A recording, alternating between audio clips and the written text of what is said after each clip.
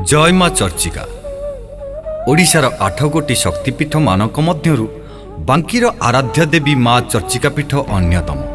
एही पीठर विशेषत्व एठारे विभिन्न समय भिन्न भिन्न नीति करा जाइथाय मांकर पूजा नीति। मांकर शारदीय पूजार प्रत्येक दैनंदिन पूजा और नीतिक्रांति को पालन करा जाइथाय नियारा ढंगरे। जेमिति कि प्रथमे भोर 4टारू मंदिर पहड़ खोल जाई से दिनर पालिया सेवायतों द्वारा पहड़ खोल जाइथाय। एही सेवारे मांकर मंगल आरती नीति संपूर्ण होइଥାଏ। एहापरे मांकर स्नान निमंते महानदी सेवायत मानक द्वारा 108 कलश अणा जाई स्नान करा जाइଥାଏ।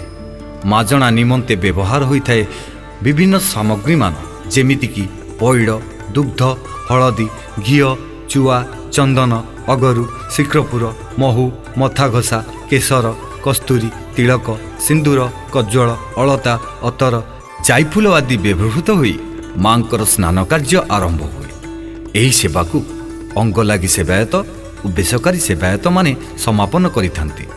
मांकर श्रीअंग सिंगार परे माँ साधारण भक्त मानकु साहण मेला दर्शन देइथांती। सही भली सकाळ 7 घटिका समय रे राजगुरु पूजा पंडा पालिया पुष्पालक सेवायतों द्वारा सूर्य पूजा नीति संपन्न करा जाइथाय। तत्परे परे द्वारपाल पूजा आरंभ होइथाय। एही पूजा एक स्वतंत्र पूजा होइथाय। एठारे व्याघ्रमुखी, सिंहमुखी, गंगा जमुना को पूजा करा जाई स्थापित कलश पूजा, सिंह पूजा, वनदुर्गा मंत्र रे मांकर ब्रिजे प्रतिमा को पूजा करा जाए। एहा परे परे बल्लभ नीति आरंभ हुए। मां को बल्लभ भोग अर्पण करा जाए चंडी पाठ करा जाइथाय। एही चंडी पाठ रे सप्तसप्ती चंडी पाठ करा जाए। एहा परे मांकर पीठरे वाल्मीकि रामायण पुराण पंडांक द्वारा पाठ करा जाइथाय। एहा परे रोषकारी सेवायत माने मांक ठारू आज्ञामाल और अग्नि नहीं रोष कार्य आरंभ करिथांती। दिबा 10:30 समय रे मांकर मांडुओ धूप नीति चंडीपाठ नीति अनुष्ठित हुए। एथिरे गजामुग, काकरा, पिठा, आखु, फल आदि मां को अर्पण करा जाइथाय। एहा परे देउळ शोधन करा जाई भक्तों को साधारण दर्शन पई साहण मेला करा जाए। सही परी दिबा 2 घटिका समय रे पुनर्बार देउळ शोधन करा जाई मध्याह्न धूप निमंते उपचार बढ़ा जाए। एठारे खंजा भोग, पालिया भोग, हांडी भोग, नित्यान्न भोग, उपाधि भोग बढ़ा जाए। एही संखुड़ी भोगरे खेचुड़ी, अन्न, डालमा, खट्टा, साग, मुग, खीरी, काकरा, खजा, आमिष भोगरे माछ बेसर इत्यादि मां को भोग लगी हुए। एहा परे मां को विश्राम निमंते पलंक सेवा पका जाई मां को विश्राम निमंते प्रार्थना करा जाई पहड़ पका जाए। अपराह्न 5 घटिका समय रे मांकर पहड़ खोला जाई पलंक सेज उठा जाई देउळ शोधन करा जाइथाय।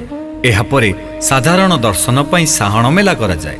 सही परी संध्या 6:30 घटिका समय रे देउळ शोधन करा जाई मांकर संध्या आळती नीति आरंभ होइथाय।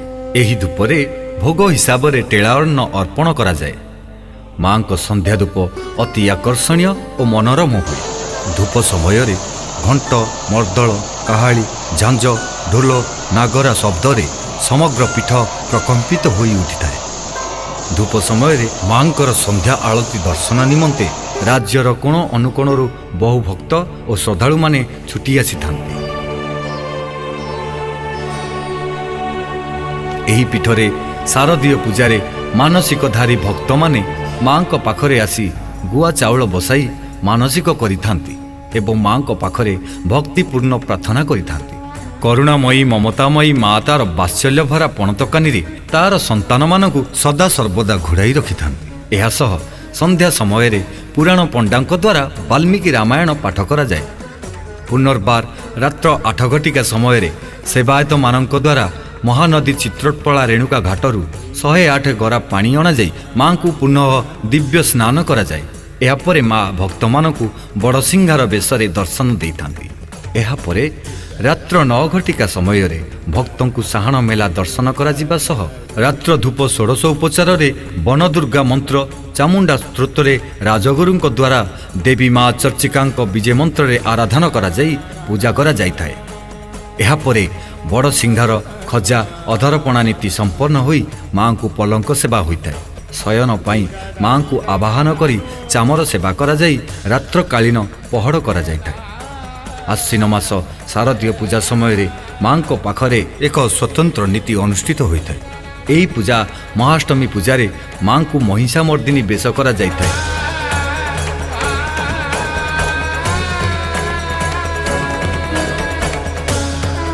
ମା'ଙ୍କର ଏହି ଦିବ୍ୟ ରୂପ ଦର୍ଶନ କରିବା ପାଇଁ କିମ୍ବଦନ୍ତୀ ଅନୁଯାୟୀ ଦେବ ସପ୍ତଋଷି ଓ ଦଶଦିଗପାଳ ଏହି ଧରାପୃଷ୍ଠକୁ ଅବତରଣ କରିଥାନ୍ତି ଏବଂ ଏହି ପୂଜାରେ କିମ୍ବଦନ୍ତୀ ଅନୁଯାୟୀ ବର୍ଣ୍ଣିତ ଅଛି ଯେ ଏହି ଦିନ ବୀର ପରଶୁରାମ ମା'ଙ୍କୁ ଦର୍ଶନ କରିବା ପାଇଁ ମା'ଙ୍କର ଏହି ପବିତ୍ର ପୀଠକୁ ଆସିଥାନ୍ତି।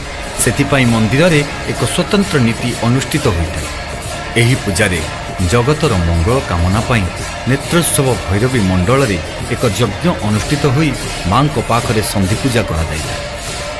ତେବେ ଆସନ୍ତୁ ଏହି ଶାରଦୀୟ ଦୁର୍ଗା ପୂଜାରେ ମା ଚର୍ଚ୍ଚିକାଙ୍କୁ ଦର୍ଶନ କରି ସାନ୍ନିଧ୍ୟ ଲାଭ କରିବା ସହ ନିଜର ଓ ନିଜର ପରିବାରର ମଙ୍ଗଳ କାମନା କରିବା। ଜୟ ମା ଚର୍ଚ୍ଚିକା।